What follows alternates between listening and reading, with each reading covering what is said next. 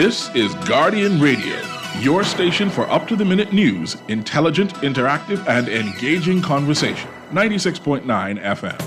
The views and opinions of the hosts and guests are their own and do not necessarily reflect the position of the management and staff of Guardian Network.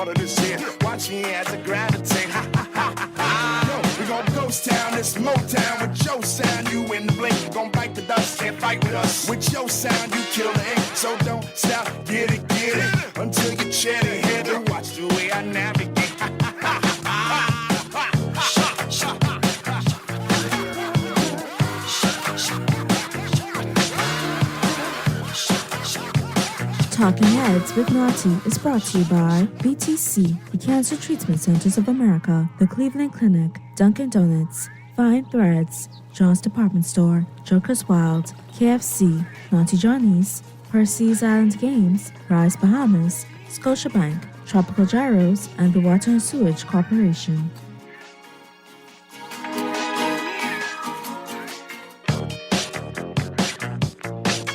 Locked and loaded to the Friday, April 14th edition of Talking Heads.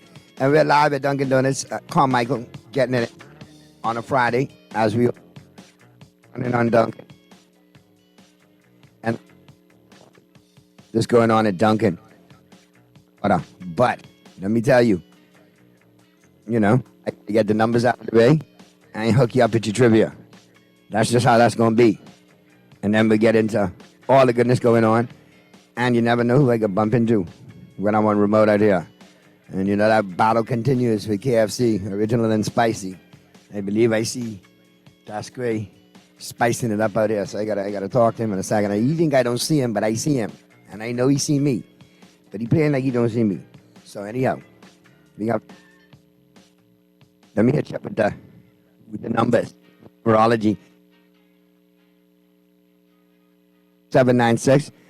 That's 422-4796, 422-GR96. Phone lines are open, 323-6232, 325-431, 326-4259. And of course, now toll free. You can call in toll free from any one of the family islands, Grand Bahama and the entire family islands, the entire archipelago. Toll free, 242-300-5720. That's 242-300-5720. So you got your numbers, you know how to chime in. So, no excuse. Chime in, or know how to get in, or fire it off, so on and so forth. All right. Now let's check out your brain teaser. Get your brain teaser out there. Get you working on that. And while you work on that, you know I'll get into it. There's a lot of goodness is going on. But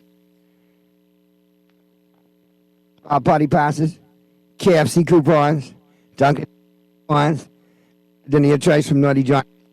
Fully loaded. The bag is full. You just need to answer the correct question. All right, get the right answer. You get it right, you're hooked up. You get it wrong, well, see you Monday. Okay. Recent survey of 100 Bahamians, 50 men, 50 women, adults between the ages of 21 and 50. Survey revealed that 52% admitted that they are more sloppy when it comes to this now than they were 15 years ago. What is it? That's your mind-bending brain teaser. Recent survey of 100 Bahamians, professionals, 50 men, 50 women, between the ages of 21 and 50, said they readily admit, 52% said they readily admit they're more sloppy when it comes to this than they were 15 years ago. What is it? That's your brain teaser. Now, while you work on that, I'm going to get into the headliners who are what's making headlines in the 242 are brought to you, of course, by Fine Threads in short order. But I got to remind you, we're live at Dunkin', and we're doing it big time. And Dunkin's got some awesome, items that you should know about. First and foremost, all right, it's Autism Awareness Month. And like we do each and every year, we support autism awareness here at Dunkin'. And they're happy to partner with the Seahorse Institute to help raise awareness and funds to support autism. And you can help too. Do something good with Dunkin' this month by making a small donation at your favorite Dunkin' location and treating yourself to a blue donut. All in support of Autism Month. So go blue when it comes to your donuts at Dunkin'. All right? And I got to remind you, another classic is back at Dunkin'. And I'll be honest with you, it's all good. It's the glazed breakfast sandwich. The Dunkin' glazed breakfast sandwich, the sweet and savory treat stacks of fluffy egg and smoked bacon inside a split classic Dunkin' glazed donut. It is off the chain, and it is all good. And that's a big reason why I runs on Dunkin'. Now, another thing that I runs on is KFC Original. Now, to be honest with you, the campaign wages on original or spicy. So you got to get out there and rock the vote at vote.kfcnassau.com. That's vote.kfcnassau.com. Rock the vote for the original. The weekend is over. We all went to church. We all had our chicken instead of fish. We had chicken and hot cross bun, not fish and hot cross bun. And now I got that's great. Yeah, that's me. I know I can find you. I'm all over Nassau looking for you. I know I can find you, boy. And I'm glad I find you too, because you look like you've been doing big things, man. Last time I see you, you was tucking behind when Big Pillow outside of Marathon KFC. I see you doing you. I see you. I have another pillow here for you to give away. That's why I was looking for you. Oh, but I have a couple of bags and T-shirts too to go along with that pillow, man. Well, let's do the giveaway today, and I fixed my poem. Remember when we was on the radio last time? I said, well, let's hear the poem. Let's hear the poem correctly. Let's start the poem right out the gate, man. I'm waiting on that poem. All right, ladies and gentlemen. Do we have to click like how they doing spoken word? Yes, ladies and gentlemen, please get your clipping fingers ready for this. All right, the spicy versus original. All right. You ready? Go ahead. Spicy now, spicy forever. Original thought, but he could never. Make original walk the plank or pull the lever, and if you still is eat original, then whatever. And I will retort with my cheer. Go ahead. It's the cheer from last week. Rah rah ree, kick spicy in the knee. Rah rah rahs, kick spicy in the knee. I still like that one. I ain't gonna lie. I still like that one. I stick in with that one because it's an original. You make it once and you just keep making it. If it ain't broke, don't fix it. It's just ice rock with spicy and unoriginal. But Team Spicy all the way. Let's get the votes up and let's get these prizes out, man. I hear when Spicy Cross went fire the other night. They had one beach barbecue and the barbecue ran out. They just gone to KFC Saunas Beach, buy some spicy. I can neither confirm nor deny these claims and accusations. But the spicy was involved. I can neither confirm nor deny these accusations. The seagull tell me it was spicy. No, that seagull is talking. That seagull is talking your business, I tell you that. All right, so we had a good giveaway last week. We had a winner. Yeah, get the pillow. Now, we did a trivia last week, how long I was doing stand-up comedy professionally here locally and internationally. May 10th to May 25 years. And Dasquay just finished performing in North Carolina. So you got your answers correct for that one, and we gave away a pillow. Now, we're going to make it a little harder for you. You have a question to go along with said pillow, sir? You have a question to go along with the pillow? We might have to go to the competent authority for this. I'm going to say, how much locations does KFC have? That's a good one. Make it, since it's for a pillow, how many locations does KFC currently have in New Providence? And what was the original one? First one? The first one, the original out the gate that spawned all the rest. That easy. And that was on Shut your mouth. Burma Road? It was in Burma Road? No. Burma Road. No, Pontiana Drive. No. Well, you know I ain't going. Well, I can make sure of that. But anyway, we got the pillow. How many KFC locations are there in New Providence? And what was the original KFC location? All right, that set it all off. All right, you got between now until I leave this remote at 6 p.m. to get your answers in. You can text me as well. You can call me as well. You get it right in. But you all wearing matching color. Look at that. Ah, Lord. And when she hug you, she can tell you she rocking with original.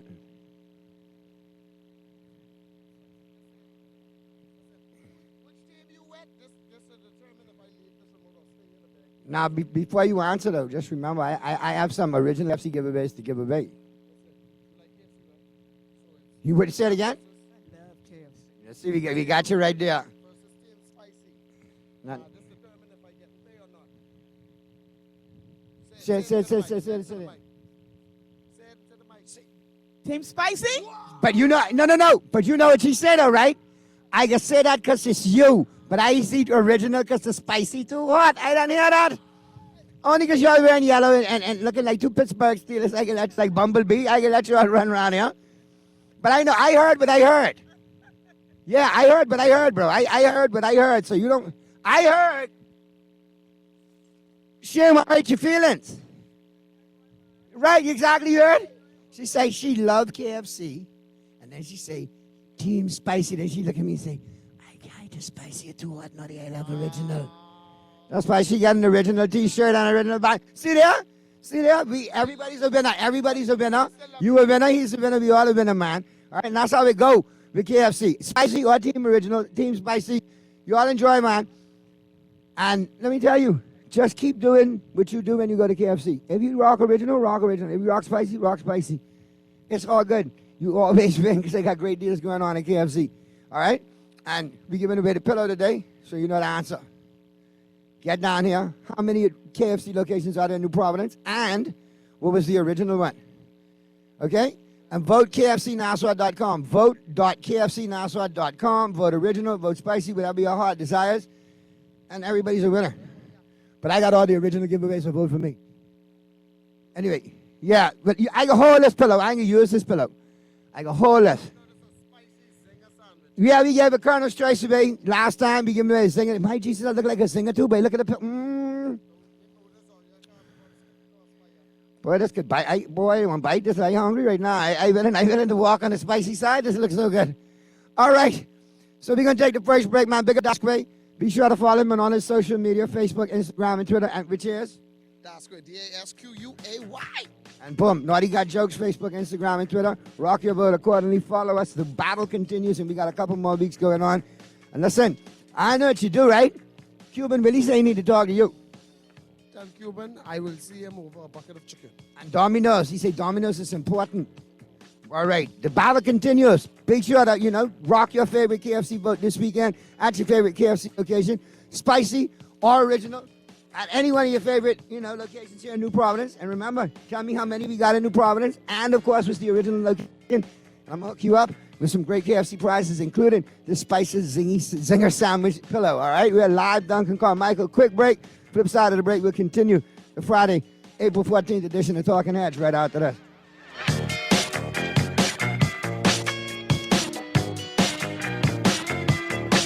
Original or hot and spicy? Feeling original? Think twice. Here's some precise advice. Always add the spice. Hey, that's great. Take your time, brother. I don't want you to run too far out with your spicy self. Oh, yeah?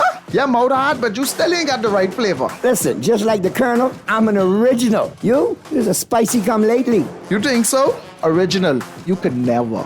There's no winning flavor. They're all finger-licking good. Only at KFC Nassau. John Shoes and Accessories is your one-stop shop for all your footwear needs. Whatever the occasion, John's is confident you will find what you're looking for among our always growing collection of amazing and trendy styles. We cover women, men, children, the whole family. Together with John's great prices and helpful and friendly customer service, your experience in shopping with us will be time well spent. Too busy to come in store? Shop with us online. www.johnshoes.com. John's also now carries small home appliances. So come on in today at John's, where we put fashion at your feet.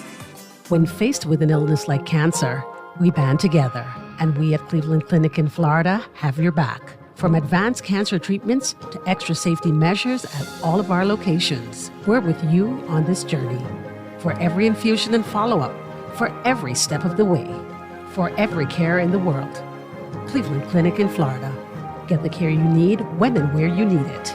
To learn more or connect with a local representative, visit clevelandclinic.org/Caribbean. People, what you thinking? We want something different. People, what you wanting? We want local government. I can tell them no more slunking. We want to see it function. I can tell them no more joking. I forgot.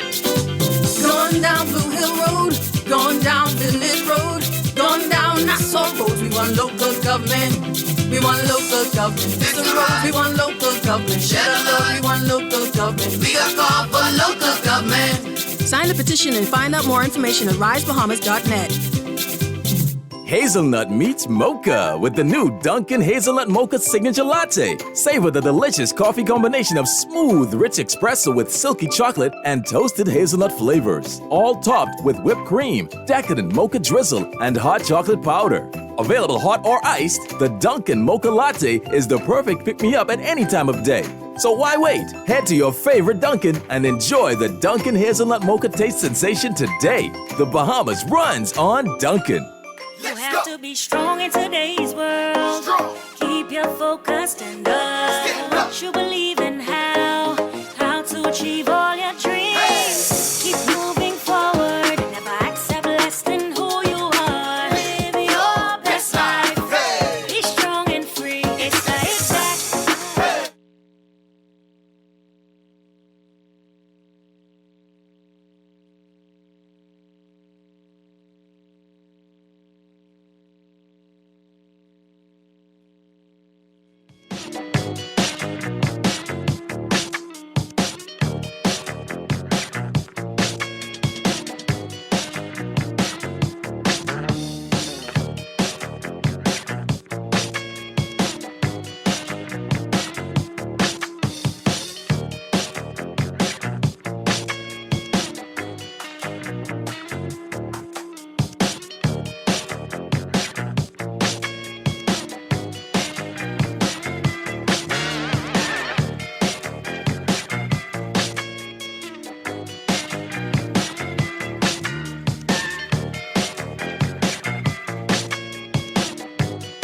February 14th edition of Talking Heads continues. We're live, Duncan Carmichael. I'm being your company right up until 6 p.m. Don't forget, at 5 o'clock hour, we're talking sports. And yeah, I got to pick up my good brethren, Dasquay. The battle rages on. Rages on, I tell you. But let's get up into the headliners right now. Who are West making headlines in the 242? All brought to you, of course, by Fine Threads. New arrivals in stock right now. Be sure to check them out, both locations. Top Hill, Mackey Street, and the flagship store, obviously, and the Southwest Shopping Plaza location, right down the road from us right here in Carmichael. Both of those locations available for you Monday through Saturday, 9 a.m. to 6 p.m. And be sure to check them out online. FineThreads.com. FineThreads.com. Do your shopping online, then arrange for pickup at any of those convenient Fine Thread locations. All right. Right now, I hate reading headlines like this, but this is where we're at in 2023. Mother and daughter found dead in apartment. And that news broke earlier today. The partially decomposed bodies of a woman and her teen daughter were found in a building on Ross Corner today, police said. Police made the grisly discovery after concerned citizens contacted police after smelling a foul odor emanating from an apartment. Police responded, and on arrival to the residence, they had to breach the door to get inside as it was locked. Upon entering the apartment, they discovered two females partially decomposed with what appears to be lacerations to the upper body. She said police are unsure what occurred. However, Skippings added that police have a person of interest in custody. Chief Superintendent Antonio Monroe, officer in charge of the Southern Division, appealed to the Bahamians to listen to their inner voice when relationships are taking a turn for the worst. This is a sad day for us, he said on the scene. We have a mother and a daughter about 15 who are now dead. I will say this. We speak on many occasions about conflict resolution. We have to be associated with. We have to know who they are. Police suspect the victims have been dead for just 24 hours. Very sad situation right there. And it speaks on multiple levels to the multiple social issues that we have in this country. Another incident, violence toward women and children. Conflict resolution. We're lacking in that department. Grief counseling. It's available, but how many people know how to find it? Multiple issues. We talk about crime. It's a social problem. There's issues we have with law enforcement in fighting the crime. There's multiple levels to it. And there's no one to directly finger point and blame. We all in this together. This is horrible, though. As a husband and a father, I hate reading headlines like this. Excuse me, and Texter, I get it. Keep your doorstep clean, but how many of us practice that? That's old school adage. It makes a lot of sense, but how many of us practice that today? Be too busy trying to keep other people's door clean rather than our own. But we need to do something, because this is not the kind of comments or headlines I like to read. So, what say you? Feel free to chime on in. Phone lines are open. Text lines are open. Chime on in. Maybe some of you have chimed in already. All right, I got to make sure. Mr. Producer, just send the answers over for me, or any text or response, and we'll be good to go. But like I said, that's just one of the headlines. And then, of course, the RCI plot thickens. Bahama open to RCI collaboration. Davis says PI project could help improve overall tourism product. Bahama will support Royal Caribbean International's $100 million beach club project plan for the western end of Paradise Island if everything is done to ensure it meets the highest environmental standards. This coming from Bahama President Graham Davis. I said this last night. If the development is done in accordance with the environmental regulations and it doesn't adversely affect the environment and it's done in a thoughtful and substantial way, then yes, we support it, said Davis when asked about the proposal, which has attracted some controversy.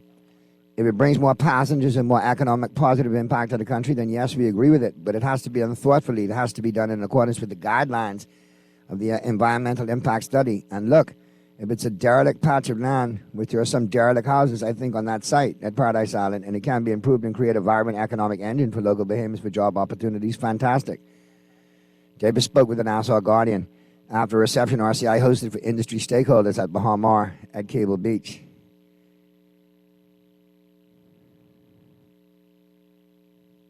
Wow.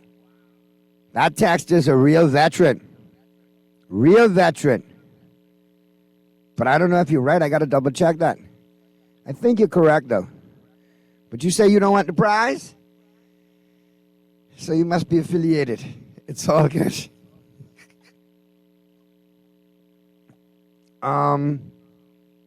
We'll check those answers. So we'll see how this RCI project continues, though. Still got other stakeholders with concerns. And as RCI pushes the project, which they should, I mean, they need to do it, you know, how should I say this? As transparently as they can, considering the backlash they're getting. I'm not saying that they haven't been. But as RCI pushes the project, Toby Smith has government level playing field for Bahamians. As Royal Caribbean International officials made the media rounds this week seeking to sell the benefits of the proposed $100 million beach club project, the cruise line intends to develop on the western end of Paradise Island. Toby Smith, the Bahamian entrepreneur who took on the role of David in what was essentially termed a modern-day David and Goliath battle for Crown land, again accused the government of providing favorable treatment to the foreign investor. In a statement to media on Wednesday, Smith, who heads Paradise Island Lighthouse and Beach Club Company Limited, which seeks to develop a smaller project near RCI's planned beach club, challenged the government to show otherwise. Smith said the 12th of April 2023 marks the start of our 12th year in bringing about this restoration and substantial development for the benefit of the world. So we all know, Toby's been on the show, we all know how long, you know,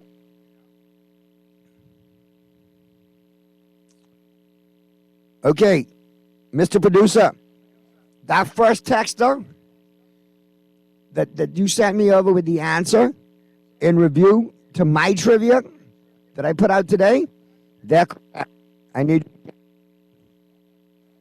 that information. Now, the ones as far as KFC goes, giving everybody a chance to answer that one. Give you all a shot. And feel free to chime in. Let me know what you think about this continued RCI project, however you see it. And as well as the major headline today, mother and daughter found dead in an apartment. Still trying. I mean, I hate reading headlines like that. All right. So we'll see how it plays out. Once you get that one straight for me, Mr. Producer, then we'll be good. And then I know just to focus on the KFC giveaway. Now, 4:35 p.m. is the time. Let's slide out of the headline. Let's get up into the buzz. All brought to you, of course, by John Shoes. And I'll be honest with you. John says our new arrivals every Monday and Tuesday. Okay? No, not that one. I can tell you the answer. Look for that right there, Mr. Producer. I just sent it back to you. The one that says that. When you send me that one, be good to go. All right, get that information for me and let them know they're my winner. All right, the correct answer was handwriting. All right, the Bahamians that were surveyed said that they admit over the last 15 years their handwriting has deteriorated. Well, of course, smartphones and tablets and iPads and notepads and laptops. It makes sense. So one prize given away. Still waiting to find out. I'm still waiting to find out the answer for this right here. What was the original KFC location here in New Providence, and how many are there in New Providence right now today? How many KFC locations are there in New Providence, and what was the original location? So, and I'm going to get the answer from corporate, so there's no mistake, because the battle is raging right now on this text line. And some people are bringing up some old school stories, boy, for what they used to sell and all. Yeah, boy, one of y'all brought up that thrift box. Not many people know about that 9-piece thrift box from back in the day. And Texter, you said they used to sell shrimp. They still sell shrimp now, too. They bring it back seasonally. Yeah, so don't miss out on it the next time they have it on the menu. Got chicken and shrimp off the chain. But I get your point. That original location had a broad menu. All right, Mr. Producer, that's correct. That one right there. Text them back and let them know they're my winner and get that info for me, please. Thank you so much. But as we get into the bus, some other things buzzing too. And we got to get the pothole patrol back. Okay? Because we got some issues going on. First and foremost, types in naughty. We got issues with a large pothole breaking up cars at the intersection of Shirley Road and Shirley Street. It's actually polling division number 1 in the Freetown constituency.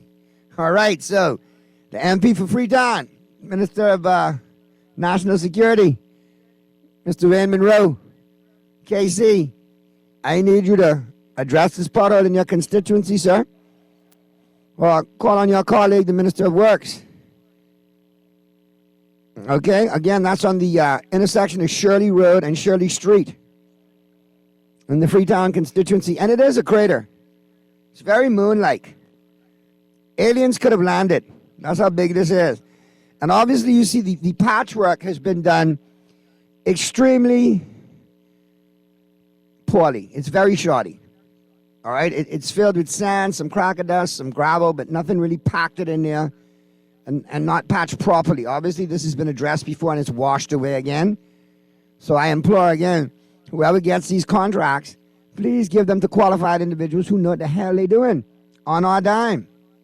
Or bring back the Procurement Act so we can find out what's going on, along with the Freedom of Information Act, so we can see really who's getting paid. Because I saw some stuff come across my desk. Allegedly, a big-time general, campaign general in this current administration allegedly has numerous lucrative contracts. I'm telling you, who never knew graveyards could be so lucrative? I mean, I know morticians. It's lucrative to them. And funeral homes. For campaign generals? Wow. And I need to see some qualifications on said general. Okay. Well, I tell you, you're Kentucky lovers, but you all know, but you're a Kentucky boy. You all know, but you're at KFC. You're all rocking original. Bringing back original memories. Well, since it's brought back such good memories for you, go right now to vote.kfcnassau.com. Vote.kfcnassau.com and rock the vote for original. I thank you in advance. I thank you in advance. So, we'll keep an eye on how some of these things are panning out as far as the potholes go. But wait, stop it. What have I done? Have I opened up a can of worms here? We have yet another text and now sending in another picture. My God. Naughty. Don't forget Roosevelt Avenue. A next one in Monroe's constituency. Freetown constituency, I believe, is polling division number 5. Ministry of Public Works action needed urgently. Road is falling apart. There's a next crater. And there's 3 more on the side of it. 5 more, actually, if you look at the picture in the road. This road is deplorable. I cry shame on the Minister of Works, and I cry shame on the MP for that constituency. You all need to do better. You need to do better. Now, I'm going to let you all know. We need to get those potholes addressed there, Mr. Monroe. Your constituents are not happy, quite disgruntled. Okay, listen now. All you texters, you all need to revisit, because you're all off on the locations, on the amount of locations we have today in New Providence. Many of you are correct with the original location. But how many we have in total to this day in New Providence? To this day, you're wrong. You need to wheel and come again. Yes, indeed. So, keep firing them in. We've had a winner for my regular prize, but the KFC pillow, T-shirt, and beach bag, still up for grabs. Still up for grabs. You know, the devil is in the details, people. Devil is in the details. Do your little research. You don't want to kick yourself in the butt later on. So, the RCI collaboration and the RCI project rages on. Mother and daughter found dead in an apartment.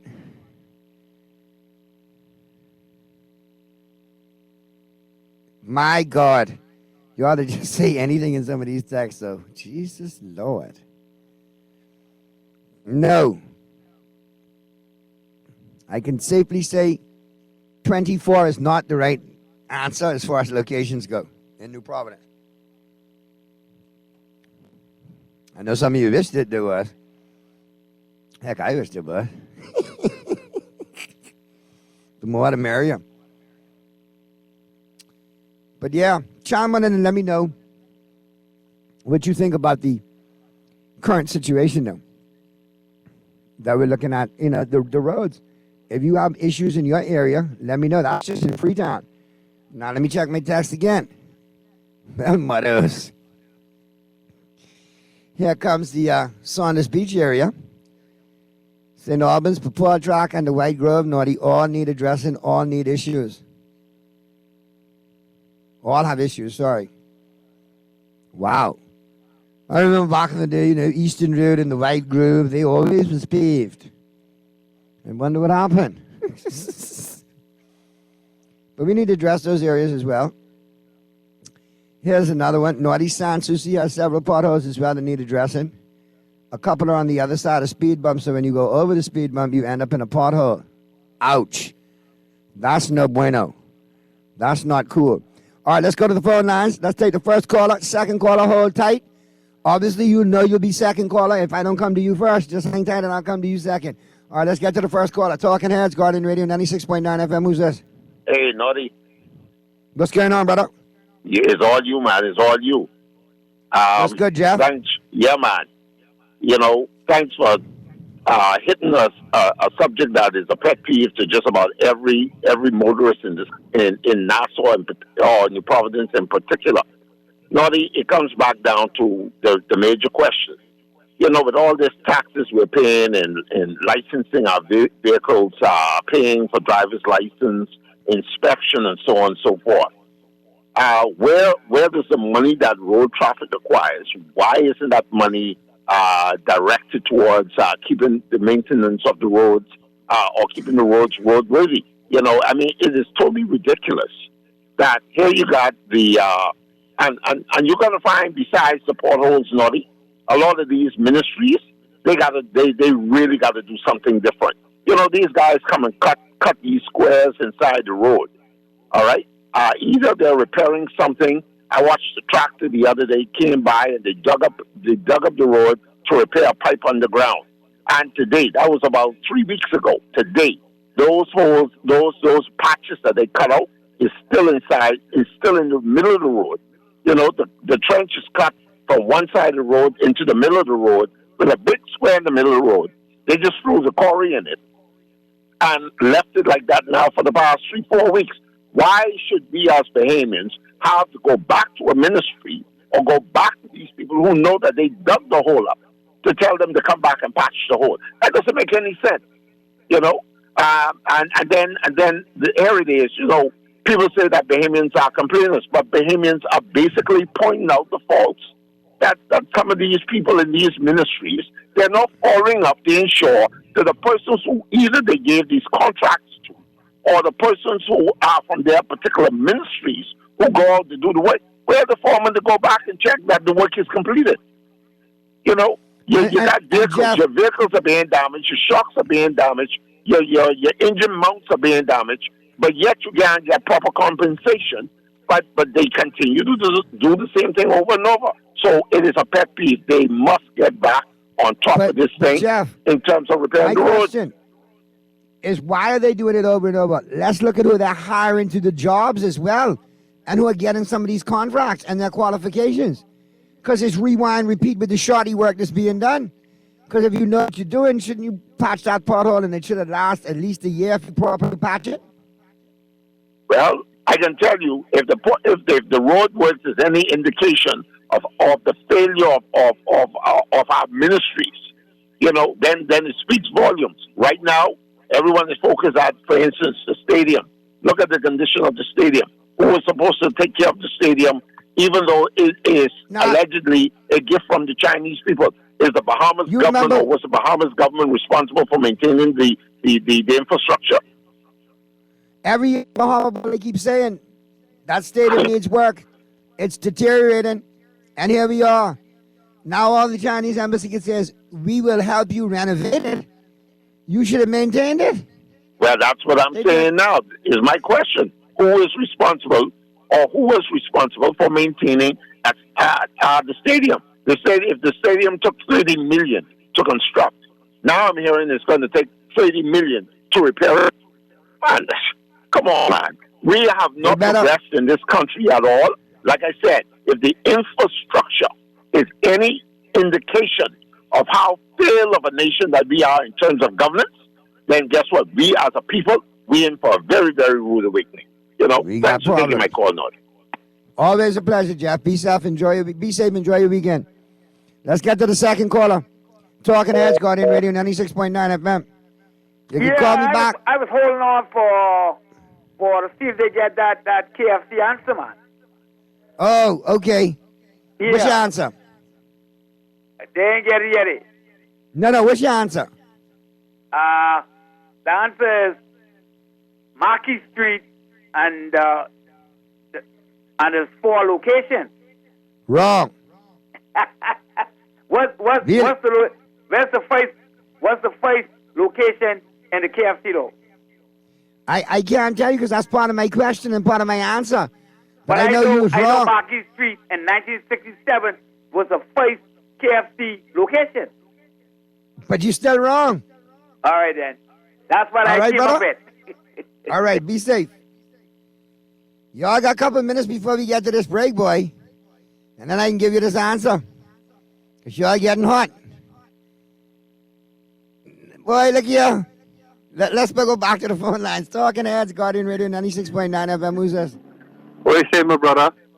What's happening? Everything's cool. You doing good? Yeah, man. How you doing, man? Yeah, I doing good. I just wanted to give you a shout out, man. Tell you keep up the good work. Keep doing what you're doing, my brother. And you in turn do the same. I doing it. Small Bahamian businessmen and women to have a piece of the pie. Stake in the man, game. it's about time. So let me ask you something naughty, right? Uh-huh. I see a tourist downtown. They dropped $100 on the ground, right? It was a 50, 2 20s, $9 bills, and 100 cents in coins, right? One German fella ran up and he snatched up all of the bills. So it was 100 pennies on the ground, right? You with me? I bet you. I do it in my math. I got it in my abacus too. So $100 dropped on the ground. There was 100 pennies left on the floor after the German fella picked up all the bills. And the Bahamians was down on Bay Street fighting over them 100 pennies, the dollar, right? Yeah. That's how the Bahamian economy is with these cruise ships. The German fella yeah, go on. Since you mentioned German, something come across my desk.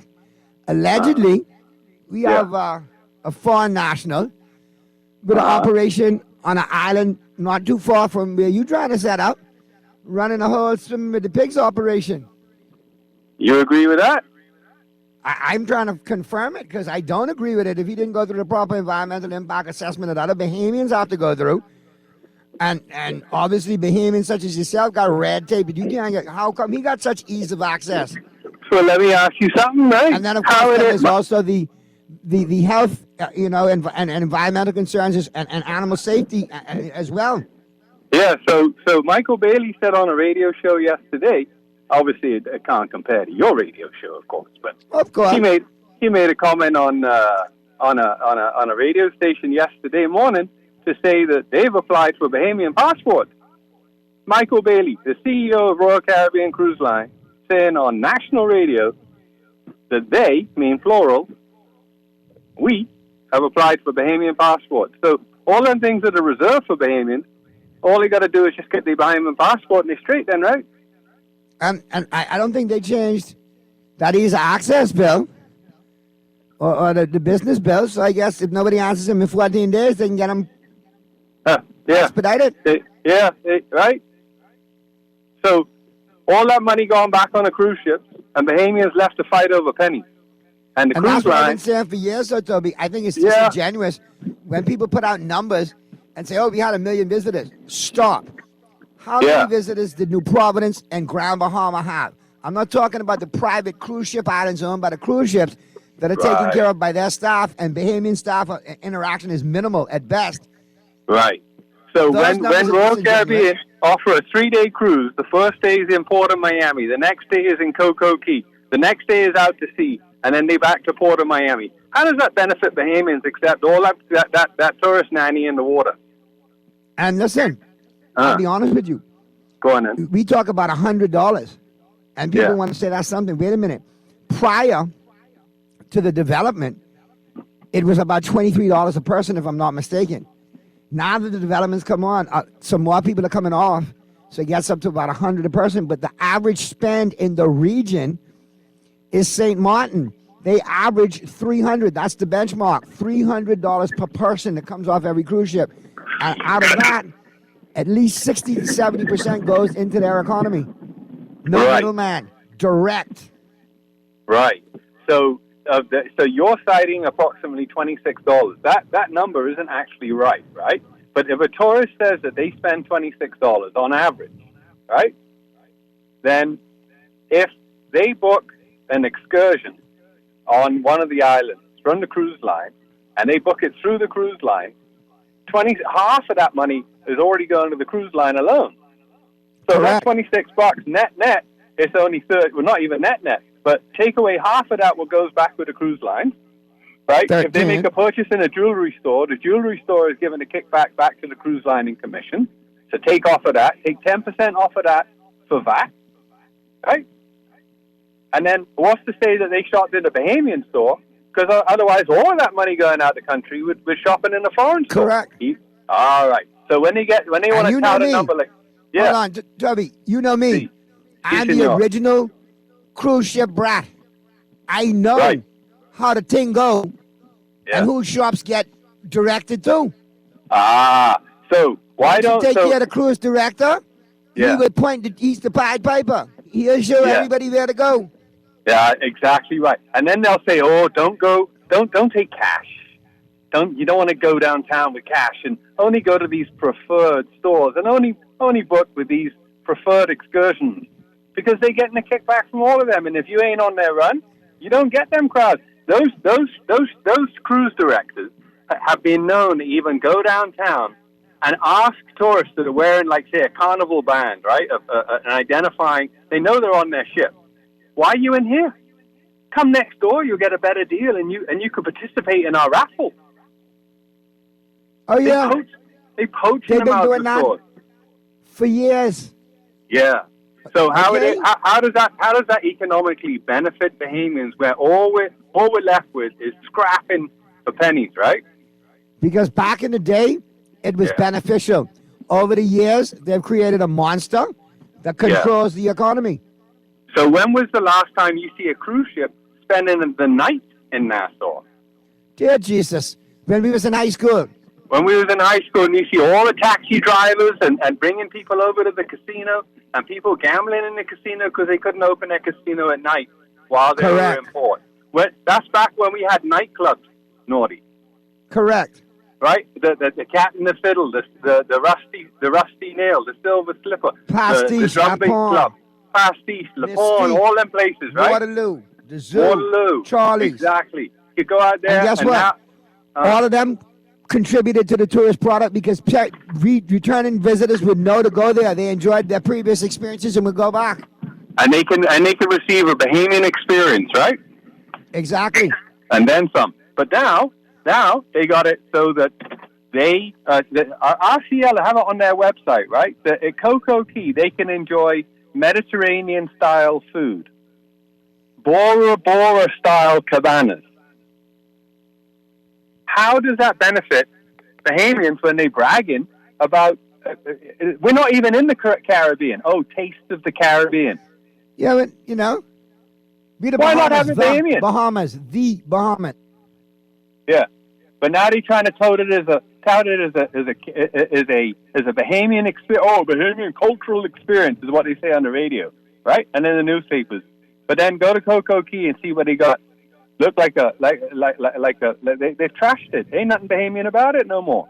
And Bahamians got a clean toilet and look on while they're falling off all these Indian, Filipino, every other nationality of worker off of the ship.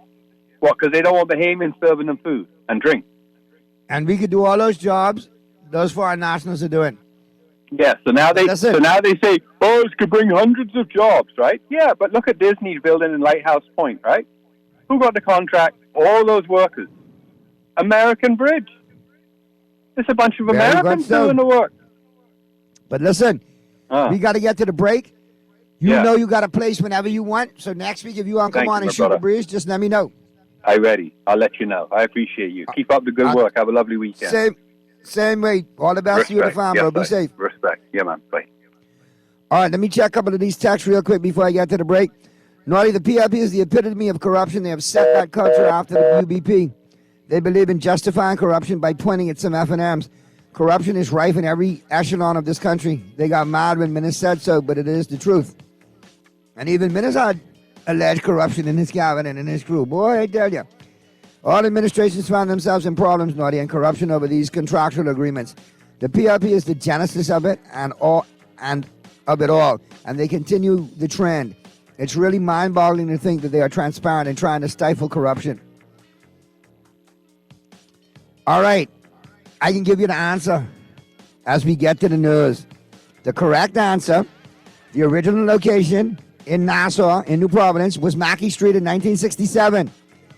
And, wait for it, there are 10 KFC locations in New Providence if you count the airport.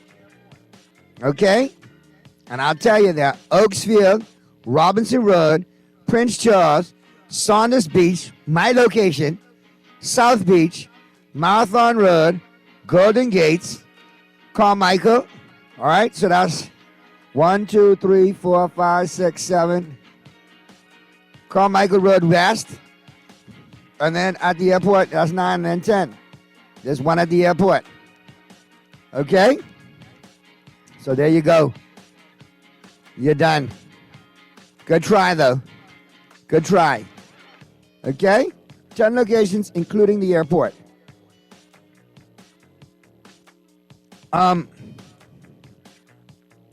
Yeah, Jesus, we have a winner. No. You actually won a KFC beach bag, an original recipe t-shirt, and a huge KFC Zinger pillow. All right? So you are hooked up. You good to go. All right? Send me your information, please, so I can get that in as well. Now, oh, Lord. Mackey Street was the first, but it's not 9 locations, it's 10 locations. And listen, as we get to the break, whoever sent me that meme with that collect bottle, with Fred, anyway, just y'all stop. Hilarious. Take me to the break, Mr. Producer. Hazelnut meets mocha with the new Dunkin' Hazelnut Mocha Signature Latte. Savor the delicious coffee combination of smooth, rich espresso with silky chocolate and toasted hazelnut flavors. All topped with whipped cream, decadent mocha drizzle, and hot chocolate powder. Available hot or iced, the Dunkin' Mocha Latte is the perfect pick-me-up at any time of day. So why wait? Head to your favorite Dunkin' and enjoy the Dunkin' Hazelnut Mocha taste sensation today. The Bahamas runs on Dunkin'. When I had got prostate cancer, my family didn't know if I was going to live. At Cancer Treatment Centers of America, within days, I got an appointment. They presented me with treatment options, and we set up a robotic prostatectomy. When my scans came back, there are no signs of cancer. They don't see you as a number, they see you as a part of the family. I'm going on with my life. It's a real gift. Call us at Cancer Treatment Centers of America. Tired of paying too many bills and loan payments each month? Shrink your monthly debt payments down to one easy payment with our debt consolidation loan. It also has a built-in savings that pays you 5% interest. Inquire about our debt consolidation loans today. Call 356-7764.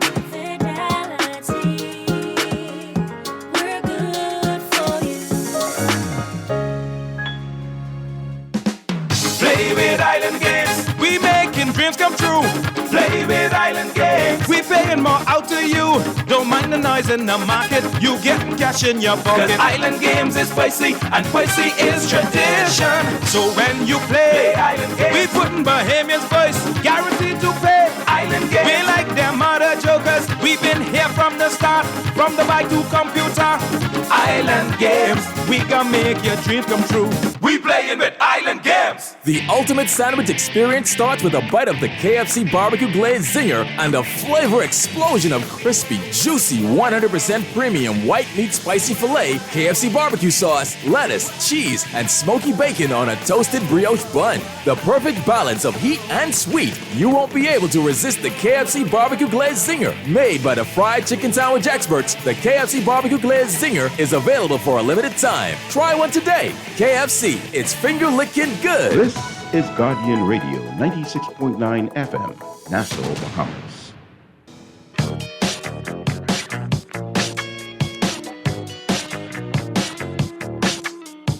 Talking Heads with Naughty is brought to you by BTC, the Cancer Treatment Centers of America, the Cleveland Clinic, Dunkin' Donuts, Fine Threads, John's Department Store, Joker's Wild, KFC, Naughty Johnny's, Percy's Island Games, Rise Bahamas, Scotiabank, Tropical Gyros, and the Water and Sewage Corporation.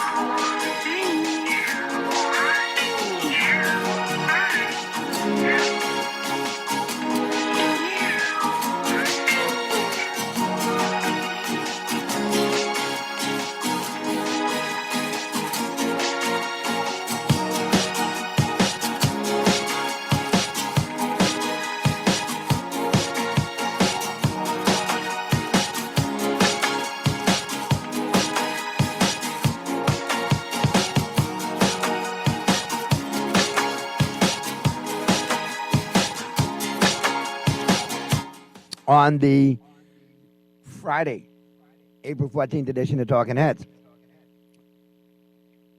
And we're into the 5 o'clock hour. So you know we're talking sports.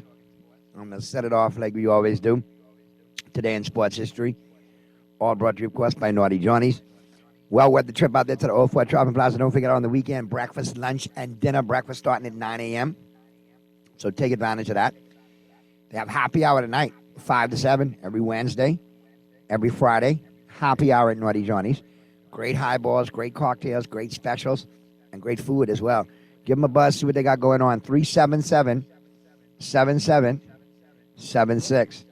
Always worth the trip out there to the Old Fort Shopping Plaza with Naughty Johnny's. All right, on this day, a couple things happened on this day. April 14th, in 1925, WGN became the first radio station to broadcast a regular season Major League Baseball game. The Cubs beat the Pirates 8-2. On this day in 1962, Elgin Baylor, the Big E of the Los Angeles Lakers, scored 61 points in Game 5 against the Boston Celtics to set an NBA Finals record. I think it was later broken by Michael Jordan. 63 in the Boston Garden against the Boston Celtics. 1969, for the first time a Major League Baseball game was played in Montreal, Canada. 1990, Cal Ripken of the Baltimore Orioles began a streak of 95 errorless games and 431 total chances by a shortstop. 1996, the Detroit Red Wings won their 62nd game of the season. 1997, Allen Iverson of the Philadelphia 76ers scored 40 or more points in his 5th consecutive game. 1999, Jose Canseco of the Tampa Bay Rays became the 28th player to hit 400 career home runs. He was also the first non-United States-born player to hit 400 home runs. 2002, Tiger Woods became the 3rd player to win back-to-back Masters titles. It was the 3rd Masters title of his career. Sports quote of the day, I didn't say the things I said. Yogi Berra. Yogi had some of the best quotes. And we're looking out for Pearly, Mr. Producer. If Pearly's there, let him zoom on in. I don't know what Pearly's avails are today. He's been busy these last couple of days, you know. Pearly doing his thing. I think he might be getting ready to go to the Air Frying World Championships. I don't know, but Pearly need to zoom in, so whenever he gets a chance, keep an eye out for him, Mr. Producer, so he could get zoomed in. All right? But while we wait for Pearly, I'll slide on down and check out the local scene. A lot of post-Carifta coverage going on, which is due, which is ample. But, you know, be sure to check out the Guardian. Great post-Carifta coverage from swimming, from Curacao, and as well as from here at home in New Providence with the track and field. Big, now listen, we can talk about this. I got text on this already. Sailing named the national sport of the Bahamas. It has been circulating around the sporting community for a few years that a change for the national sport of the Bahamas was in the making. And this Wednesday came to fruition as the resolution was passed in the House of Assembly in favor of sailing. Minister of Agriculture, Marine Sources, and Family Island Affairs, Clay Sweden, moved the resolution and was seconded by the opposition leader, Michael Pintard. Sailing has been part of the Bahamian fabric for many years, and in the Golden Jubilee anniversary of Bahamas' independence, it seemed only fitting that the sport be elevated to another level on the national landscape. In 2023, the year of our Golden Jubilee, I'm privileged to stand here today to declare this resolution that we move to make sailing the national sport of the Commonwealth of the Bahamas, Sweden said.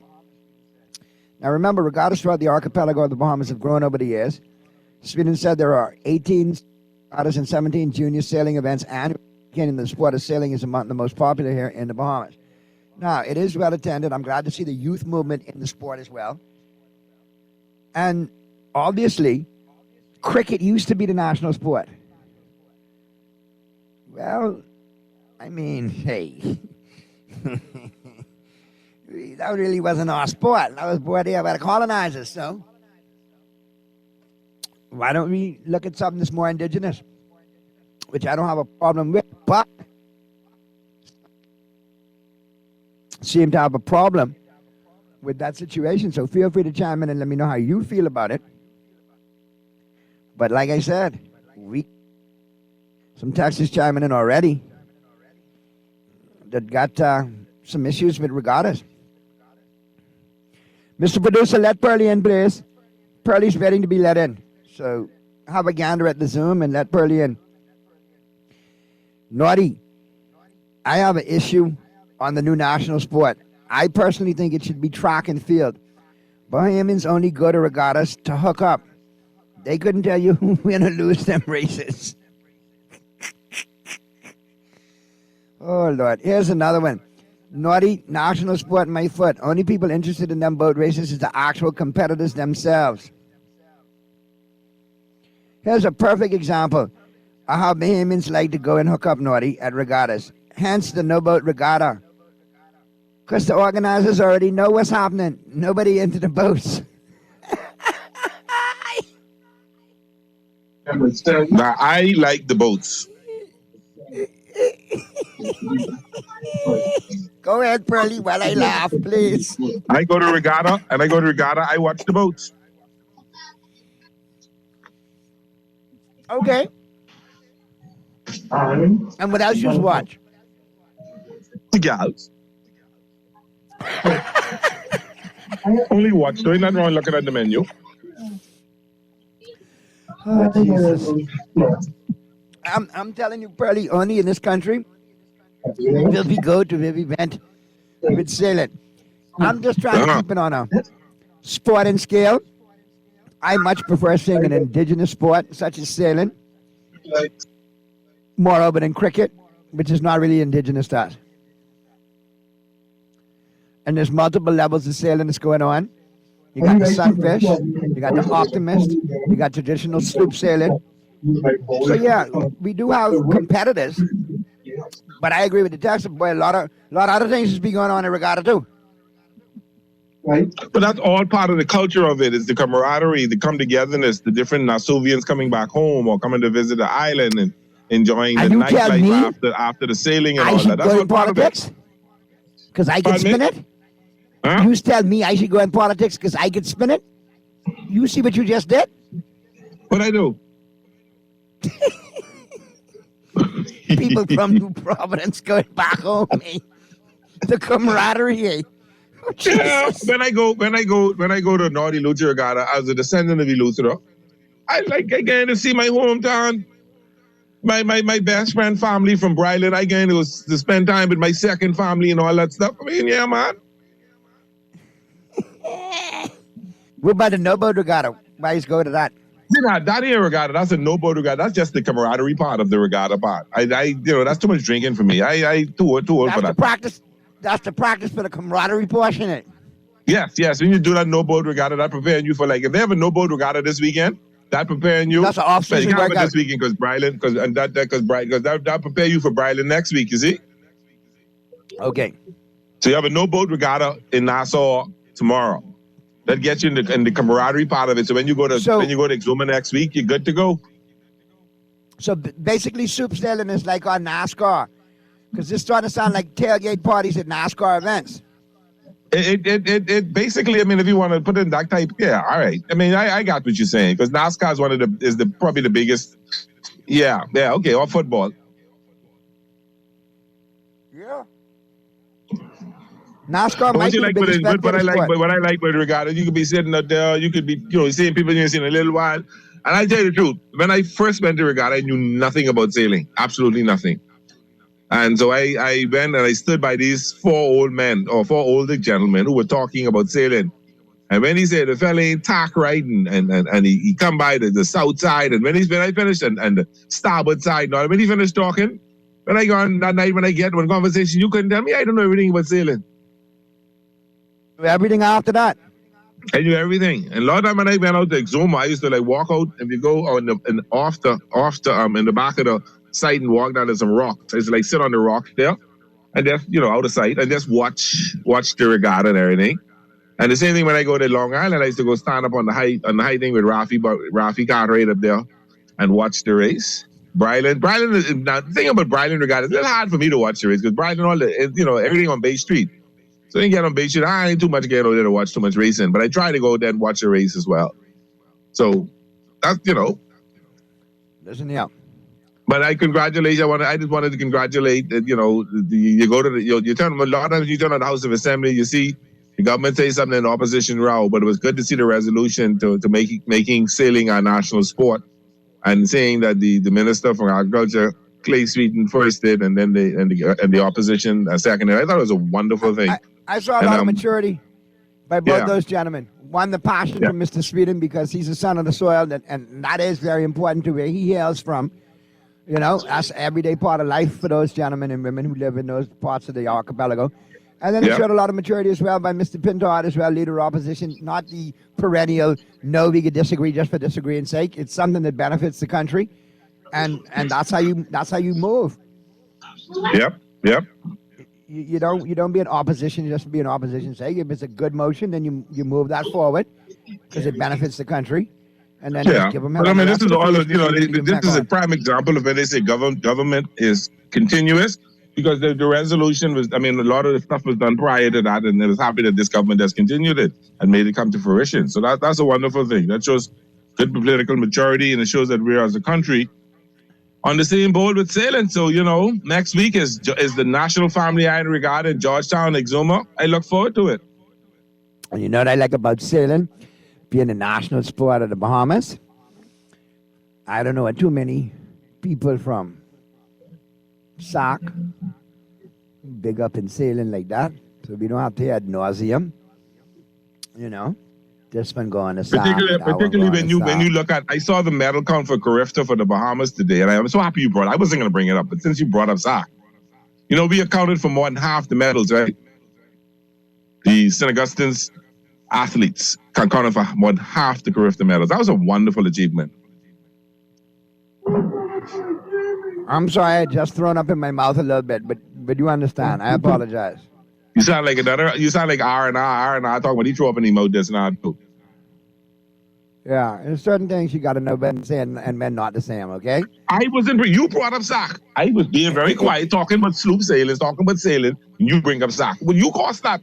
Then you open the can of worms, and I didn't see back, you know. I didn't see your low blow to counteract my low blow.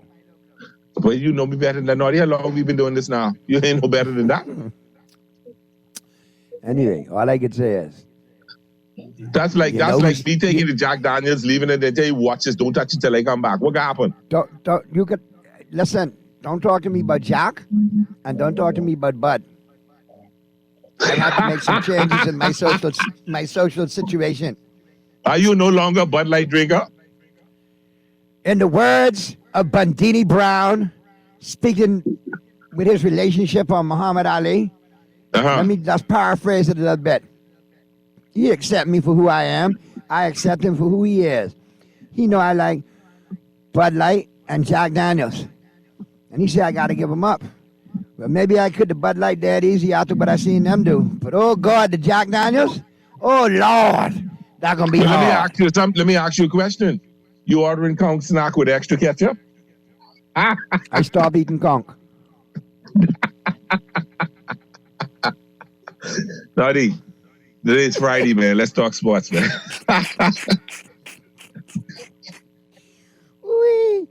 I used to have KFC original with extra ketchup, okay? And I put my own hot sauce on it, all right? I can stick with KFC, too. Yes, sir. No conch snack. Original. Can't never go wrong with that. Why, Pearly? Listen here. It's Pearly. Hi, radio. You know what? You need to stop, you know. You're an enabler at times. I want you to know that. Oh, you just catch on what I was talking about. You took a little while. No, I know what you was talking about, and I couldn't believe you went there. And then half of me was like, "Dear Jesus," and the other half was like, "Yeah, kick that door down. Let's have fun with it. It's Friday. Let's go to the call. Let's go to the phone line." I'm in a really good mood today. Talking heads. Naughty. Hey, what's going on? What you and Pearly in your drinking, man? Been drinking Jack Daniels and Bud Light. I tell you that much. Tell you that much for sure. Listen to me. I think they got it wrong with that sailing, man. We should make swimming our national sport. Not sailing. We should make. I mean, sailing could be one of our other national sports, but I think swimming, we should make an effort. All we have is water around us. We should make swimming our national sport. We surrounded by water, but you know more than half Bahamians can't swim, right? Yeah, but a lot of them can't swim, and we're making splashes in swimming. So we should try and push swimming as a national sport, not boat sailing. Well, I hear your point, and based on our success in sports, yeah, all right. But it's more culturally and more part of our livelihood, particularly those in the Family Islands, is why it's so fitting for sailing to be our national sport. Yeah, but in the bench, if you take a survey, and based on particularly in the Family Islands, is overwhelming support for sailing, because that's part. We in Nassau, we living good. We living more like our city life. But if you really, really get into it and pay attention to what's going on in the family, boat building and sailing and all that, a major part of many of the Family Islands. Many of the Family Islands. How many of the Family Islands you have that going on? How many of them? Just whatever. In terms of boat building or in terms of sailing? Yeah, how many of them? You get regatta all over this country, almost in every island. Yeah, but most of the fellas coming out of Nassau going into those islands, other than Long Island up and down and Exuma. You got regattas in Long Island. You got regatta in Abaco. You got regatta in North and South Eleuthera. You got regatta all up and down the keys of Exuma. You got regatta in Acklands. You got it. Not just that's the sloop sailing regattas. You also got a huge with the young man, the Ferguson young man who's been doing extremely well. His mother works at ZNS. The Ferguson young man who's in the small side sailing, Optimus sailing. Yes, and the star sailing and all that. And remember now, the first success that the Bahamas had in the Olympic Games is what Sir Derwent Knowles did. Correct, Sir Derwent Knowles and Cecil Cook, the late Cecil Cook as well, Mr. Starter. So while we have some success in junior swimming and we have some success in terms of people making to the Olympics and making to the finals, our greatest success outside of track and field is really sailing. Yeah, we had that one time in sailing, but I just feel that... No, bro, brother. Martinborough brothers who go all Donnie over Martinborough now. Sailing. Yeah, we've done well. Donnie, yes, we've done well. Multiple world championships for Donnie Martinborough in Sunglass and Sunfish. Multiple. Yes. Yeah. Trust me, believe me. Sailing is that. I think it's the wise choice. It is the perfect choice. Sailing. It is something that identifies. See, you look at swimming, you think the Americans, you think the Europeans. You look at baseball, you think the Latin Americans. You look at basketball, you think the States. You look at soccer, you think Europe, and you look at sailing. That's the Bahamas. Yeah, that's there. And look at Jamaica, track and field. You look at Barbados, but look at the Bahamas. That's unique. That's why we're such this great country we are. Okay, if you say so, buddy, I would have pushed for swimming. No, listen, I'm not knocking your choice. Believe me, I'm not knocking your choice. I'm just defending the sailing part. I'm not knocking your choice. I'm not saying that it's not a bad choice. Actually, I would, if it's a second choice, that could be one of them. I just look at it as a too costly a sport to get into for the majority of people. The cost prohibits the majority of your people to get into it. But it doesn't prohibit the majority of your people to watch and enjoy it. No, don't take any other sport. Many of us would not visit a family island if we wasn't going to regatta. Many of us would not pick up and say, let's take vacation on Acklands or Long Island or Exuma because we want to go to Disney World, we want to go to Florida shopping. Many of us only go to the family islands because of homecomings or regattas. And that's the facts. Yeah. Think about it. My first, outside of going to my mother's hometown in Matchitown, Inagua for family funerals and stuff like that, my real first experience on the family island is going to the Exuma Regatta and the North Eleuthera Regatta and the Long Island Regatta 30 plus years ago. Yeah.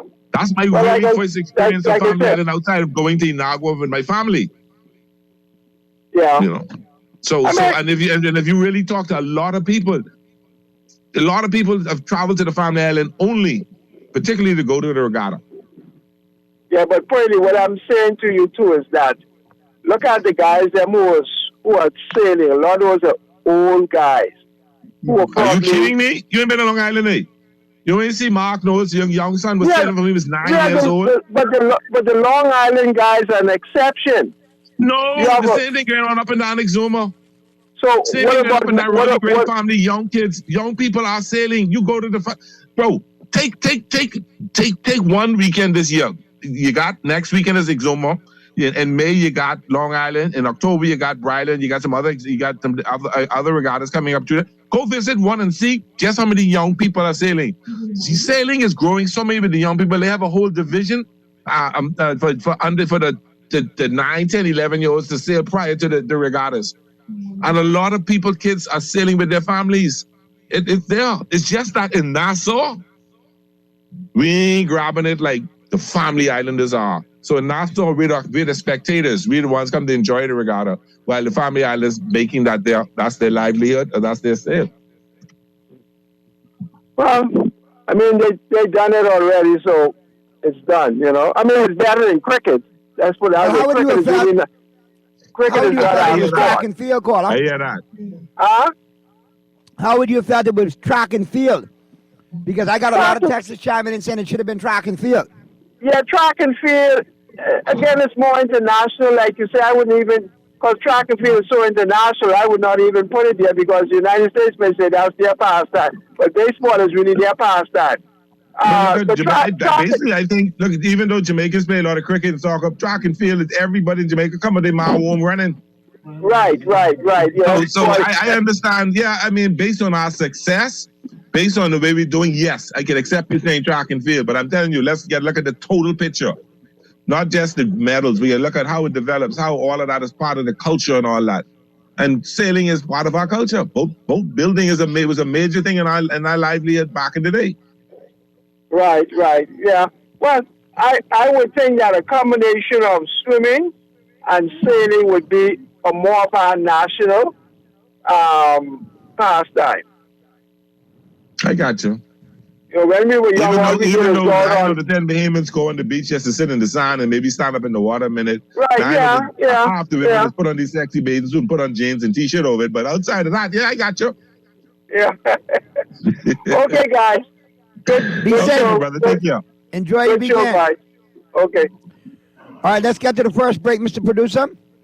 All right, first break, Mr. Producer. And on the flip side of the break, Pearlie, we'll be Yes, talking sir. some sports. I know Boy, that's let what me he's tell doing. you, I personally telling you. Okay. Look like I What you got a- telling me? I can tell you after the break. I could be Okay. in your doghouse for the NBA All playoffs. right. I just want to tell you, you're my big brother. You ain't gonna like me this playoff season. Okay. We'll talk after the break, Ja Mr. last Producer. night. Take us I away, talked to Mr. Ja Producer. last I'm night. ready That's for all it. I can say.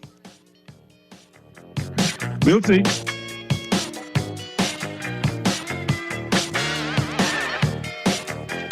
Hazelnut meets mocha with the new Dunkin' Hazelnut Mocha Signature Latte. Savor the delicious coffee combination of smooth, rich espresso with silky chocolate and toasted hazelnut flavors. All topped with whipped cream, decadent mocha drizzle, and hot chocolate powder. Available hot or iced, the Dunkin' Mocha Latte is the perfect pick-me-up at any time of day.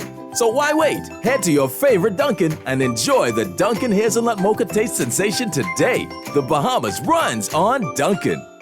People, what you thinking? We want something different. People, what you wanting? We want local government. I can tell them no more slunking. We want to see it function. I can tell them no more joking. I forgot. Going down Blue Hill Road, going down Village Road, going down Nassau Road. We want local government. We want local government. This is road. We want local government. Share the love. We want local government. We got call for local government. Sign the petition and find out more information at risebahamas.net. Play with Island Games. We making dreams come true. Play with Island Games. We paying more out to you. Don't mind the noise in the market. You getting cash in your pocket. 'Cause Island Games is spicy and spicy is tradition. So when you play Island Games, we putting Bahamians first. Guaranteed to pay. Island Games. We like them other jokers. We've been here from the start. From the bike to computer. Island Games. We gonna make your dreams come true. We playing with Island Games. Jet off to the basketball playoffs with your Scotiabank credit card. You could be courtside in the middle of the action with an all-expenses-paid trip, plus airfare, spending money, and accommodations to the next basketball playoffs. Just apply for any Scotia credit card, spend $120 or more on a purchase, or use our Scotia Select Pay installment plan to win a slam dunk trip to the next basketball playoffs, courtesy of your Scotia credit card. Visit bs.scotiabank.com for more information. This is Guardian Radio 96.9 FM. Fresh news, smart talk, all day.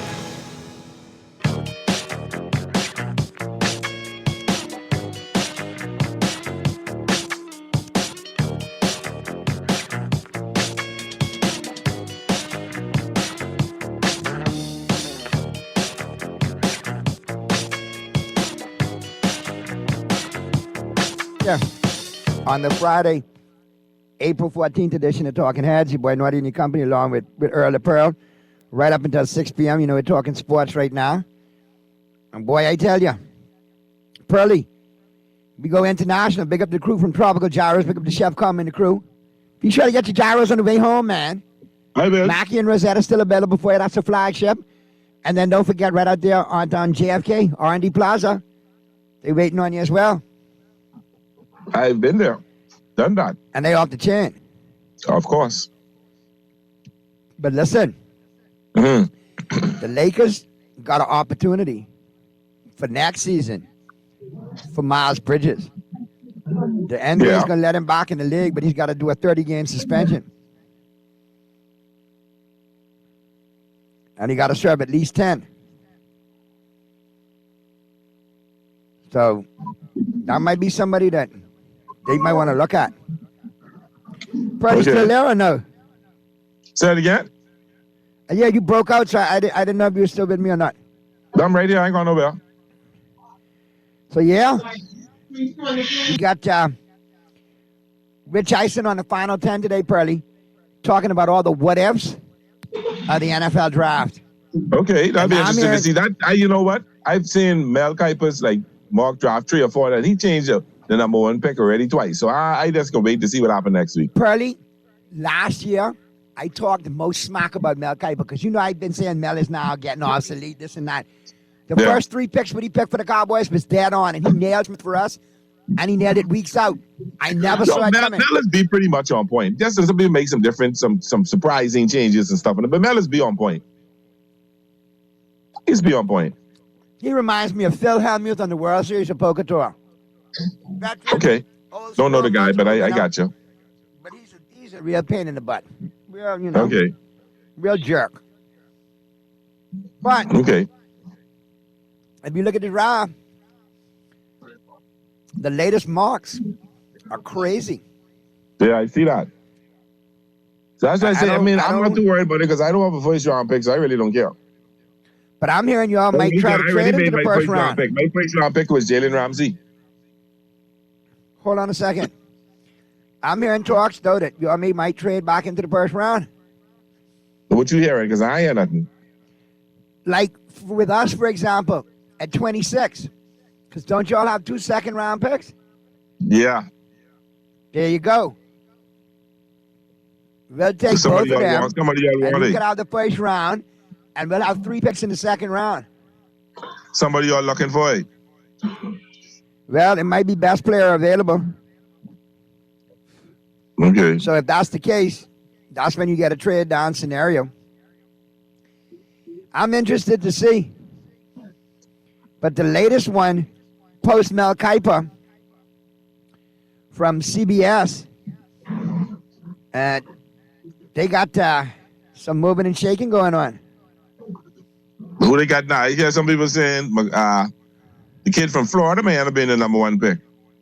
I'm hearing that, like on a dark horse ascension, that he might end up being the number 1 pick. But I don't see that.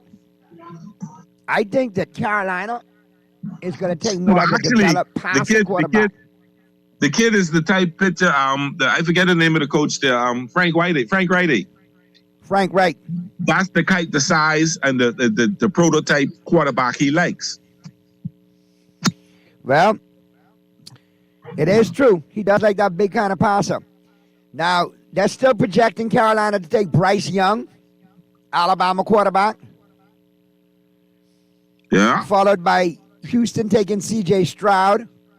That's the Ohio State quarterback. Number 3. Yeah, I know him. Here's the surprise, okay? Here's the surprise. CBS is projecting Detroit to trade the goods with Arizona to move all the way up to take Anthony Richardson, quarterback from Florida. I tell you that. Then you have Indianapolis standing pat and taking the next best available quarterback, who's Will Levis, the quarterback out of Kentucky. Yeah. And that should end your run on quarterbacks to start the draft. But that pushes somebody like Jalen Carter all the way down to the 5th pick. Waiting is Seattle.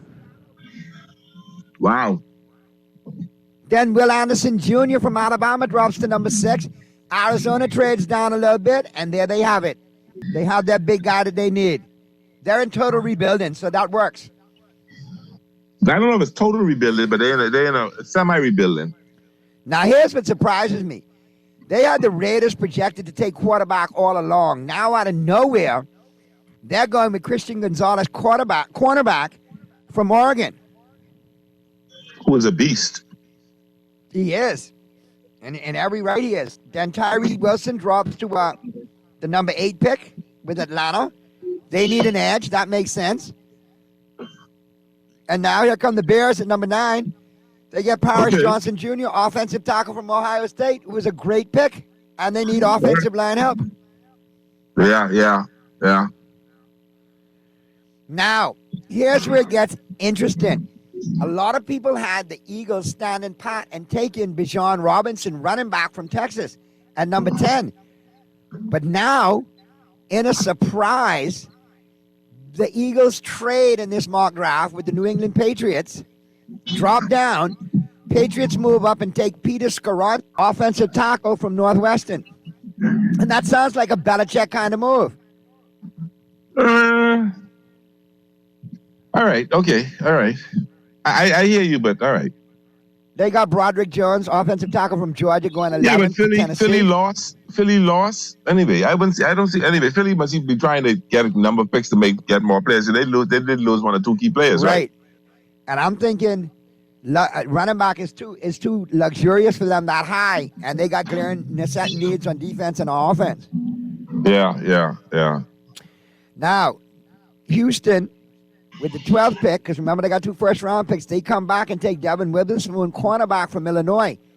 Now you got Witherspoon with Derek Stingley Jr.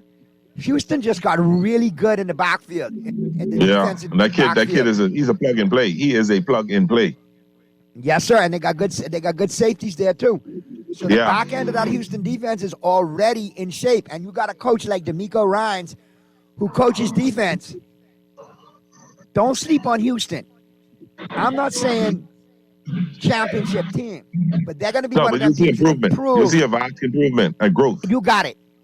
You can't take them for light every week anymore. No, you could get your feelings hurt.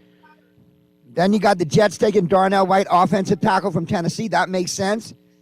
Now, here's where the Eagles gambled, and they figured that Bijan Robinson would still be available at 14 by trading with the Patriots, and he's still there. And this draft has them taking him at number 14. That's a possibility. And you know that GM Howie Roseman is a gambler like that, so he might try it. And now you got your extra picks later on to work on some of them other spots you need. All right. They got Green Bay taking Lucas Van Ness, the edge rusher from Iowa. Okay. Joey Porter Jr. goes 16 to Washington. Now, some people saying that they're saying he may end up in Buffalo as well. Deontay Banks, cornerback from from Maryland, ends up with Pittsburgh at 17. I hear Joey Porter may end up there. Then you got Brian Brees from Clemson all the way down to number 18. Jack, the top 5 guy. And Detroit's This a deep draft, but I hear next year draft even deeper. 19, Tampa Bay takes Hendon Hooker, quarterback from Tennessee. That's a surprise. Because this kid's 25 years old and coming off a knee injury. That's veteran play, though. That's smart. That's experience. Nolan Smith at 20 from Georgia goes to Seattle. And according to this draft, Seattle just killed it on the defensive line, if that's the case. If they get that, they get him. That kid from Georgia. They get that kid from Georgia. Ooh. Georgia lost 8 players from their starting lineup last year and still finished number 1. Correct. All right, you got Jackson Smith and Jigba going 21st to the Chargers. They need a receiver. Brian Branch from Alabama going to Philadelphia with the 16th with the 22nd pick. 23rd pick, Jordan Addison, wide receiver, goes to the Vikings. Miles Murphy, defense, goes to Jacksonville at 24. Osiris Torrance goes to the Giants at 25. Dalton Kincaid, the tight end from Utah, they are projected to the Cowboys. Don't need him. Zay Flowers to the Buffalo Bills, wide receiver from Boston College, good pick. Michael Myers, tight end, going to Cincinnati. I think if Michael Myers is available, the Cowboys take him over Kincaid. You believe that? But you think so? I've seen that y'all like Kincaid. Now, if there's a like and McCarthy likes Kincaid, then I get it. I understand that. No, but he's a better blocker. That's why I say if McCarthy likes him, that's probably why. If this is the same kid I read up on, he's a better blocker. Keon White, edge rusher, goes to New Orleans with 29. Ooh, Quentin Johnson, wide receiver, goes to the Baltimore Ravens with the 30th pick. 31, Kalijah Kancey goes to Kansas City. Okay. So, it's talented because, Purdy, you and I have talked about several players that didn't even scratch the surface of that first round, and they first-round quality players. I said this is a very deep draft, so anybody with a good number of picks in the second round can get some quality plug-and-play players. Almost they can start on day 1. There you go. Well, we got Rich Eisen taking us home. Real quick, I want to get it in, and we'll elaborate on it all week next week because we'll have lots to talk about. Sunday, playoff game you got to keep an eye on. Grizzlies. Well, fellas say if the Lakers get a 2-1, if the Lakers grab a 2-1 lead on Grizzlies, they're in trouble. Purdy, so Grizzlies better beat them quick. 2 stats I will let you know. I'm doing this so you and I can have some friendly rivalry and I can piss some brunsexuals off in the process. Okay? Now, number 1, Memphis 36-5 at home. Best record in the NBA. And who leads the NBA in transition points? Grizzlies. Who allows the second most transition points? The Los Angeles Lakers, despite their good defense. And check their road record. Who goes to the line the most in the NBA? Yes, I would give you that. Ever since LeBron dropped down and exposed his mangina in Boston off that foul, we have been getting the most scores in the NBA since that night till this. I cannot deny that fact. Okay, let's see what happens. One thing with Chris Berman, we can talk it all we want, but you got to play the game. Right, so you have a great weekend. Just before we go, I wanted to point out something. The WNBA draft was last week. That South Carolina team, I think their whole starting lineup, they got at least 3 players in the first round and maybe 2 others in the second round. And then LSU lost 3 players in the second round. So it was an exciting draft. Aaliyah Boston went to Indiana. It's gonna be fun to see. Really fun to see. There you go. I know you're gonna enjoy watching it. I'm just right into women's basketball now, especially when Angel Reese playing. Oh God. NBA championships. NBA playoffs coming up. But they get games tonight. The 8 seed games tonight. That's Oklahoma and Minnesota, and the Miami Heat and Chicago. I like Oklahoma in the upset, and I like Chicago to get it done too. For the loss. I like Minnesota to make up for the loss of the Lakers, and I think Chicago against who? Against Miami. I like Chicago. I think Miami I think Miami is a dysfunctional team. Miami got a bunch of talent, but they don't have no chemistry. They just everybody that's doing their job, doing their part to hold their job. You got it. Enjoy your weekend, Pearly. We'll talk Monday. Back with the Golden State Warriors tomorrow. Talk on Monday. They're a dangerous team, too. We'll talk about them next week as well. Enjoy your weekend, folks. We'll see you next week right here on Talking Heads.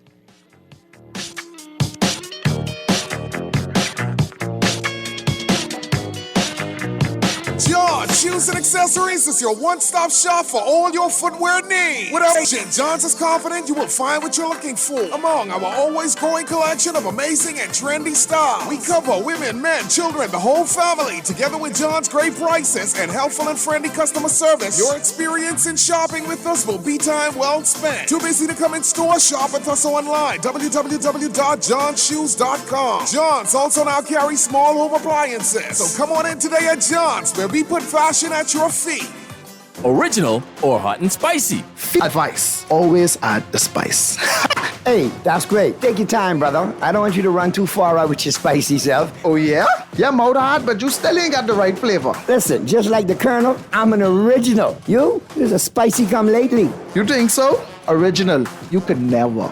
There's no winning flavor. They're all finger-licking good. Only at KFC Nassau. Refined style with elegant taste. Divine threads is your place. If you want those slacks hemmed or just taking the waist, then Fine Threads is your place. If you wanna look suave and debonair everywhere you go, like you're supposed to be in a video, wanna step out and look great, then Fine Threads is your place.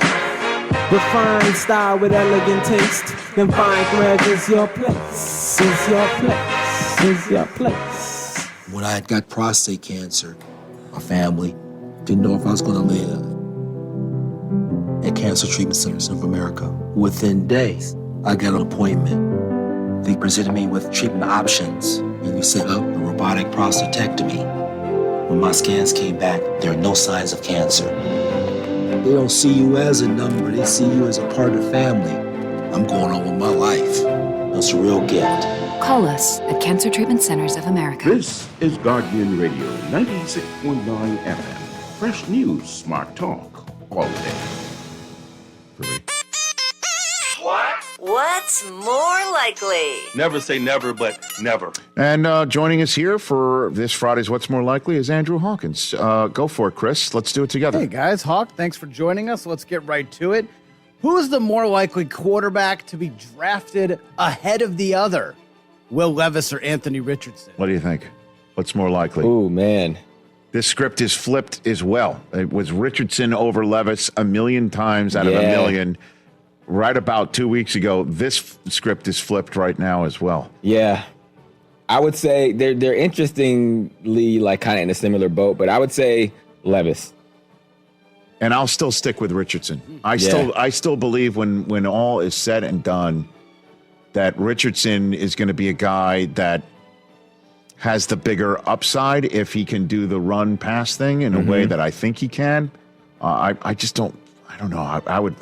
I'd be stunned if he's left on the board and he's the one who drops into the lower first round, lower part of the first round, or the top 10 if he drops down the top 10. That would be. I'd find that surprising. But we got 13 more days to go. Do you consider it a red flag from Will Levis that he eats his bananas with the peel on? Have you heard about that? I thought that was a little strange. It definitely gave me serial killer vibes, but you know. I think every player has an edge to him. What if he did that in a locker room that you were in? Like he's just sitting there and he just takes a banana and takes a bite out of it like it's a sandwich. Yeah, if he was a rookie and we just drafted him and he grabbed the banana and didn't peel it and took a bite, I'd say, wow, they made the wrong decision. Yeah, they would. You'd say there would be some sort of kangaroo court. Okay. Yeah. All right, so we split on that one, Chris. What else you got? 92% on our poll thinks eating a banana without peeling it is a red flag. Oh, you put that on a poll? Put that out. I didn't know that. 92%. So wait a minute. That means there's 8% of people who say that's all good. Not Honestly, a big deal. So if we put hold on a second, we put 100%, 100 people in a room. Yep. And had an individual stand up in front and just bite that and say, "Does this you consider this strange or not?" There would be 8 people that would say no. They'd be like, "Yeah, it's fine." 8 people that are like, yeah, I'm not uncomfortable. What the hell? With this dude eating banana peels. That's bizarre. Very strange. What else? What else you got? All right, over there? speaking of strange, the idea that the Texans might not take a quarterback. So what's more likely to be drafted second overall? Any quarterback or Will Anderson? Quarterback. Me too. There's no way. That has been, by the way, something that has been 100% put out there. Schefter did it first to say it earlier this week. Albert Breer came on and backed it up for sure. They're not sold that the Texans are going to take a quarterback second overall. You know what? I think in this game is interesting because I think a lot of times, like even I'm answering questions of what I think will happen and not what I believe should happen. Yes, sir. Right? Because in the draft, especially for new coaches, the best thing to do is to not take a quarterback, especially in your first year. Yes. Or just hang on to the quarterback you have because it gives you a longer shelf life. Yes. Because then you always have the out of, I got to find my quarterback. I thought Gruden was always great at that. He would come into a job and never commit to the guy he had, no matter how good he played. Right. Because he always needed the out of, you suck, I need to go find a new guy. And that allowed you to stay a head coach for a longer period of time. So I get that. I never thought of it that way. You know, in the context of, again, people keeping their jobs, I just don't think it's a smart thing to do. I don't believe they're going to be picking second overall and seeing either Stroud or Young there and go, yeah, we'll take somebody else. I would find that hard to believe, but they would have to trade down, right? That becomes well, they also have 12. They have this 12th overall pick sitting there, and if Richardson does drop or Levis does drop, or Hendon Hooker's sitting there, and you kind of just say, we'll take him and Start push Davis Mills right and let him develop? I don't know. Or draft neither and go call the Patriots and say, is Mac Jones really available? Remember that time you called us earlier in March? Is he still available? Man. We're not getting number 12 for him. No. My son is really high on Hendon Hooker. Is that right? Yeah, my 11-year-old son. He What's likes his to break scouting down the report? quarterback. Well, he did a scouting report last year, and he had Hendon Hooker as one of the top guys for last year's draft. Yes. He thought that could have made it happen.